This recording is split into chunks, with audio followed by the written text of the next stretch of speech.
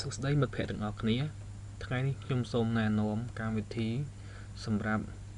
លម្អិតប្លង់សរសៃដែកទៅលើគ្រឿងបង្គំអគារគឺជាកម្មវិធី Advanced Concrete កម្មវិធី Advanced Concrete គឺជាកម្មវិធីមួយដែលមានសក្តានុពលខ្លាំងទៅលើការលម្អិតប្លង់សរសៃដែកនៃគ្រឿងបង្គំអគាររបស់យើង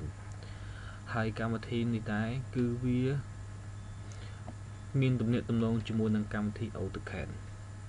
ហើយនេះគឺជា interface របស់កម្មវិធី Advanced Concrete ដែលគឺជា version AutoCAD 2017ដែលវា link ជាមួយគ្នានៅក្នុងកម្មវិធី Advanced Concrete គឺវាមាន4 tool គឺទាក់ទងជាមួយនឹង AC Model AC Drawing AC Reinforcement ហើយនិង AC Tool នៅក្នុង tool នីមួយៗវាមានតួនាទីសំខាន់ទៅតាមផ្នែករបស់វាឥឡូវខ្ញុំសូមណែនាំទាក់ទងជាមួយនឹង AC Model AC Model គឺជាការ model គ្រឿងបង្គំយើងពី 2D ឲ្យទៅជា 3D ឧទាហរណ៍យើងបំលែងប្លង់ពី Architect ទៅប្លង់ Structure គឺយើងប្រើប្រាស់ tool នេះដើម្បី modeling structure នឹងឡើងបន្ទាប់ពីការធ្វើការ modeling structure រួចគឺយើងចាប់ផ្ដើមយក element នៃ structure នីមួយៗឧទាហរណ៍ថា wall column beam slab stair ទាំងអស់ហ្នឹងមក detail ទៅលើប្លង់បានអញ្ចឹងមានន័យថាយើងត្រូវតែរុញប្លង់ទាំងអស់ហ្នឹងមក AC drawing បន្ទាប់ពីការធ្វើលម្អិតឬក៏ detail ទៅលើប្លង់បាតរបស់ structure ហើយគឺយើងរុញប្លង់ហ្នឹងឲ្យមកចូលនៅក្នុង AC reinforcement នៅក្នុង tool AC reinforcement គឺយើងមាន tool ជាច្រើនសម្រាប់គូសរសៃដែក detail ទៅលើគ្រឿងបង្គំឧទាហរណ៍ថាបារគឺវាមានប្រភេទនៃការគូសបាររបស់យើងមានច្រើនមានជំហានមួយក្នុងការគូសសរសៃដែកឧទាហរណ៍ថាយើងគូសខ្ទឹមគូសសសរគូស shear wall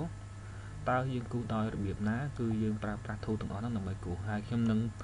ណែនាំពីរបៀបគូសពីមួយទៅមួយឲ្យមិត្តភ័ក្តិទាំងអស់គ្នាបានយល់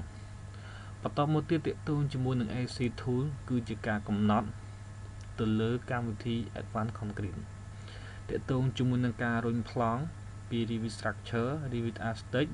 ទាក់ទងជាមួយនឹងការរុញប្លង់ពីកម្មវិធី Advanced Design ការកំណត់material ការកំណត់ unit និងទាក់ទងជាមួយនឹងការកំណត់ទៅលើរបារដៃរបស់យើងនៅក្នុងនេះទាក់ទងជាមួយនឹងការ link រវាង AutoCAD ការកំណត់ layer មានច្រើននៅក្នុងនឹងទៀត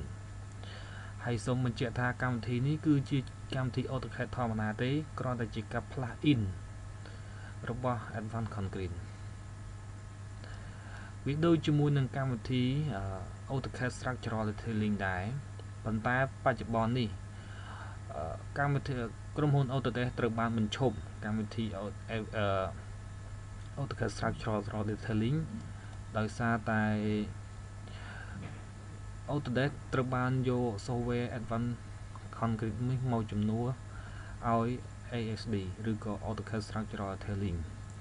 ហើយក្នុងមេរៀនក្រោយៗខ្ញុំនឹងបង្ហាញលោកអ្នកអំពីការ model structure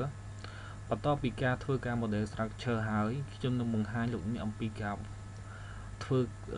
លម្អិតទៅលើប្លង់បាតដែលយើងប្រើប្រាស់ tool ទាំងអស់នេះ